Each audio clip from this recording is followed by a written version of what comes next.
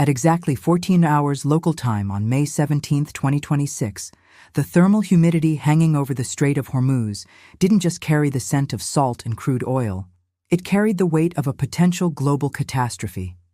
In this narrow artery, a mere 21 miles wide at its throat, the world's two most powerful nuclear-armed navies came within a hair's breadth of kinetic engagement.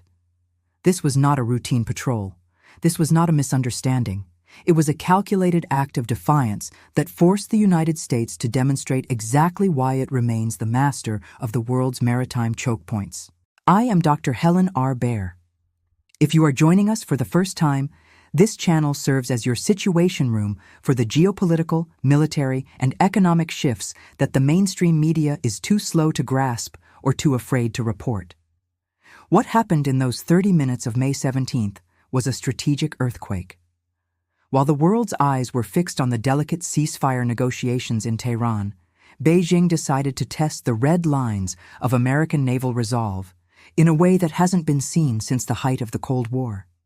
Imagine the bridge of a Chinese Type 055 destroyer, a 13,000-ton behemoth. The captain looks at his radar screen, seeing the unmistakable signature of a U.S. Navy carrier strike group. Instead of maintaining his course, he orders a hard turn. He closes the distance. He activates his targeting radars. This is the moment when pride meets power and when defiance meets consequence. In the next hour, I am going to walk you through the classified reality of this 30-minute confrontation. We will analyze the specific radio transcripts, the technical capabilities of the hardware involved, and the terrifying triple-threat environment of the Strait. We are entering a new era where the Strait of Hormuz is no longer just a shipping lane. It is a multipolar kill zone. You need to understand this now, because the decisions made in those 30 minutes will reshape the global order for the next 50 years. Subscribe to this channel and hit the notification bell immediately. In a world of surface-level news, you need the deep-dive intelligence that only a surgical analysis can provide. The USS Abraham Lincoln did not blink, neither did the Pentagon. And as you're about to see, the American response was immediate, overwhelming, and absolutely final. To understand why a 30-minute standoff in Hormuz matters to a farmer in Iowa, a tech worker in Bangalore, or a banker in London, you have to understand the geography of survival. The Strait of Hormuz is the world's most important energy artery. Approximately 20.5 million barrels of oil pass through this waterway every single day. That is roughly 20% of the world's total consumption. The strait is a psychological and physical pressure cooker. At its narrowest point, the shipping lanes are only 2 miles wide in each direction, separated by a 2-mile buffer zone. There is no room for error. There is no room for accidental maneuvers. For decades, the United States Navy has served as the unofficial guarantor of this waterway. The Carter Doctrine of 1980 explicitly stated that the U.S. would use military force to defend its interests in the Persian Gulf. For 46 years, that was the unquestioned law of the sea. But in 2026, that law is being challenged. Beijing has watched as the United States shifted its focus toward the pivot to Asia. They have watched as Washington poured resources into the containment of Iran. And on May 17th, they decided to see if the American sword had grown dull. The Chinese presence in the Gulf has been growing under the guise of counter-piracy and joint exercises with the Iranian Navy.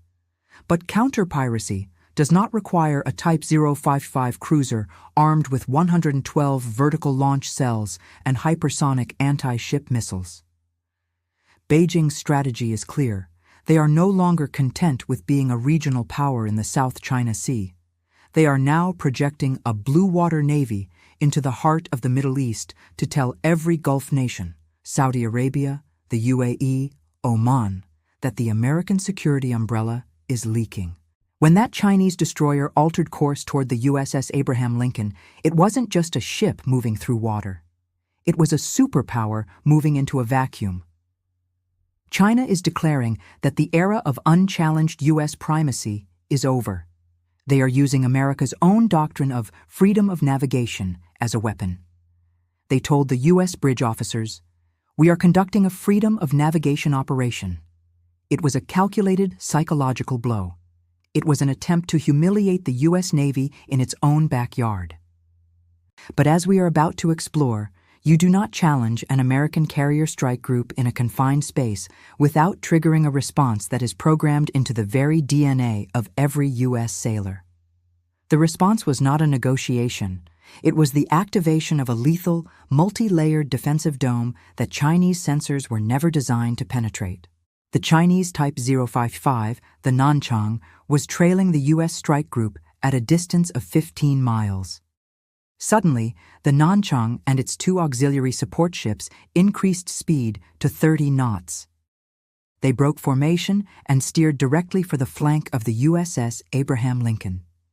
On the bridge of every U.S. escort ship, alarms began to blare. This is what the Navy calls an unprofessional and provocative maneuver. The USS Spruance, an Arleigh Burke-class destroyer, moved to intercept. The radio traffic was cold. "Chinese warship, this is United States Navy destroyer on your port beam. You are standing into danger. Alter course immediately." The Chinese response was immediate and scripted. "United States warship, we are a sovereign vessel conducting lawful operations in international waters. We do not recognize your restricted zone." This is where the psychological game intensified. The Chinese captain knew that in the narrow confines of the strait, the U.S. carrier has limited maneuverability. He was trying to force the American carrier to change course, a move that would be filmed, broadcast by Chinese state media, and used as proof that the U.S. Navy retreated from the People's Liberation Army Navy. While the surface ships were locked in a staring contest, the real America responded hard moment was happening beneath the waves. A Virginia-class nuclear attack submarine, the USS North Carolina, which had been shadowing the group silently, moved into a firing position directly behind the Chinese destroyer. The North Carolina purposefully cavitated its propeller, a deliberate move to let the Chinese sonar operators know. "We are behind you. Your back is open. You are already dead." The Chinese captain realized he was trapped in a 360-degree kill web.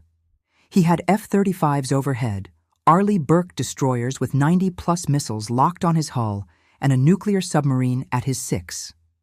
The freedom of navigation bluff had been called. At minute 29, the Nanchang throttled down, turned 45 degrees to starboard, and resumed its original course. The 30-minute war was over, but the message was sent. The United States does not bluff in the Strait of Hormuz.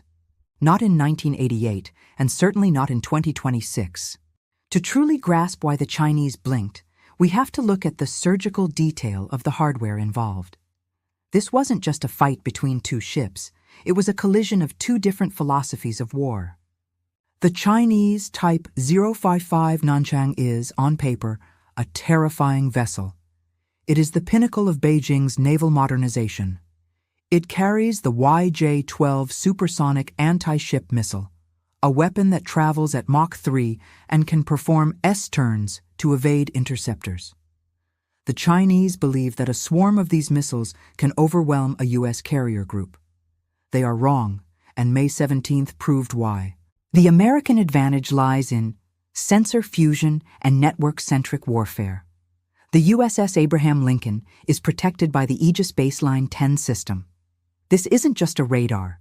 It's an artificial intelligence that connects every ship, every jet, and every satellite in the theater into a single, God-save view. When the Nanchang locked its radar, the U.S. system didn't just see one ship. It saw the Nanchang's fuel levels, its internal communications, and the exact heat signature of its missile bays. The F-35Cs that screamed over the Nanchang are equipped with the AN/APG-81 radar. These jets were jamming the Chinese sensors before the Chinese captain even knew they had launched. This is the electronic vacuum. The U.S. Navy can effectively blind an adversary in a specific sector, leaving them swinging at shadows. Furthermore, we must discuss the Virginia-class submarines. These are the silent ghosts of the Strait. Armed with Mark 48 ADCAP, advanced capability torpedoes, these submarines can break the back of a 13,000-ton cruiser with a single shot. The Chinese Navy has made strides in anti-submarine warfare, but in the acoustically noisy environment of the Strait of Hormuz, with its merchant traffic and thermal layers, the Virginia-class is invisible.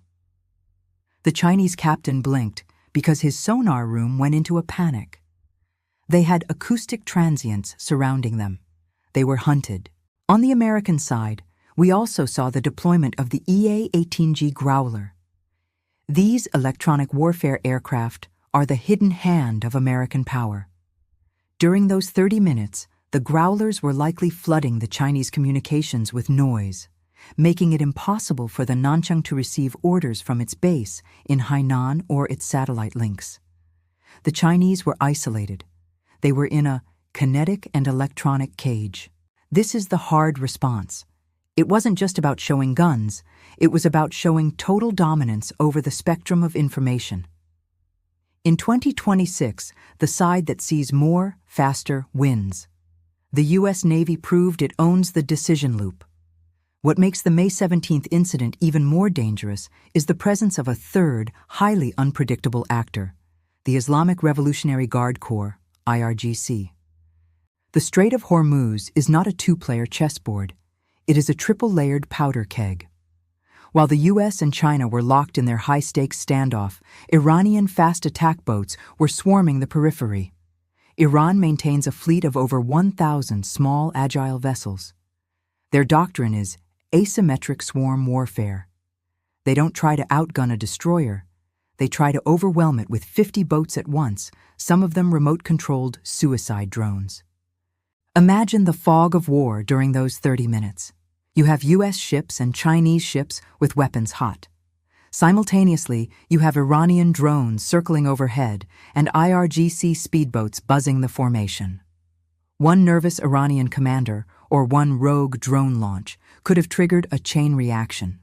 If a U.S. destroyer fires a defensive shot at an Iranian drone, a Chinese ship might misinterpret that as the start of a strike against them. In a 21-mile-wide strait, reaction times are measured in seconds, not minutes. This is the nightmare scenario the Pentagon calls multipolar escalation. Iran is currently in a state of internal collapse, as I've discussed in previous briefings. A regime that is failing from within often looks for an external distraction to unify its people. By allowing China to challenge the U.S. in their waters, Iran is playing a dangerous game of the enemy of my enemy is my friend. However, the May 17th response showed that the U.S. Navy is prepared for this triple threat. The littoral combat ships, LCS, and the new unmanned surface vessels, USVs, were patrolling the Iranian coast, providing a buffer. The U.S. has created a zone of interdiction that separates the Iranian swarm from the great power confrontation. But the tension is not over. The acoustic chaos of the strait means that everyone is on a hair trigger. The Chinese have now seen that the U.S. will not be intimidated by freedom of navigation rhetoric. But the Iranians have also seen that they can use China as a shield to conduct their own provocations. The strait has become a place where three different military doctrines are clashing in a space smaller than the city of Los Angeles. The timing of this confrontation was not an accident. It was a surgical provocation, timed to the minute. On May 14th and 15th, just 24 hours after the standoff, a critical summit between the Trump administration and Chinese leadership was scheduled in Beijing. China wanted to walk into that summit with the upper hand. They wanted to be able to say, "We have challenged your navy in the Gulf, and you did nothing." They wanted to use the Strait of Hormuz as leverage for the Taiwan question. Just days prior, Taiwan had approved a record $24.8 billion defense budget. Beijing is feeling the walls close in, and they are lashing out in the Middle East to force Washington to trade security in the Gulf for concessions in the Pacific. But the hard response on May 17th flipped the script. Instead of China showing strength, they showed that they are still a green water navy trying to play in a blue water world. They proved that when it comes to a high-stakes naval standoff, the U.S. Navy still possesses the will to win. The consequences are now rippling through the Gulf capitals. Saudi Arabia and the UAE are watching closely. For years, Beijing has been whispering to these leaders, "America is leaving. We are your new partners." The 30-minute confrontation on May 17th told them a different story.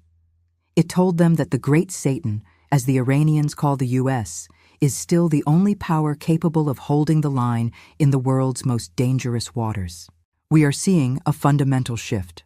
The Strait of Hormuz is no longer just a regional flashpoint. It is the primary arena for the new great power competition. The U.S. is being forced to fight a two-theater struggle simultaneously. Beijing's goal is to stretch the U.S. Navy so thin that it snaps. But as the USS Abraham Lincoln proved, the U.S. Navy is not a rubber band, it is a coiled spring. The standoff on May 17, 2026, was not an isolated event. It was a standard operating procedure for a world where the old rules are dead. China has declared that it will no longer accept American supremacy. America has responded by showing that supremacy is not a title, it is a capability. But we must stay vigilant. The 30-minute war did not end the crisis. It only set the stage for the next move. In the coming 72 hours, as the Beijing summit unfolds, watch the maritime tracking data. Watch for the repositioning of U.S. carrier groups. And watch for the internal fractures within the Iranian regime. History does not repeat, but it rhymes. In 1988, the U.S. Navy decimated the Iranian fleet in Operation Praying Mantis. In 2026, the technology is newer, the ships are larger, and the stakes are nuclear, but the fundamental calculation remains the same. The United States Navy does not lose naval confrontations in the Strait of Hormuz. The Nanchang turned around. The Tuska was disabled. The message has been received in every capital city on Earth. But the question is, are you prepared for what comes next? I am Dr. Helen R. Baer. Stay informed. Stay safe. Join our intelligence circle by subscribing now and leaving your thoughts in the comments.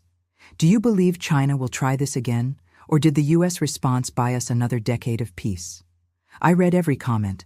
I'll see you in the next briefing.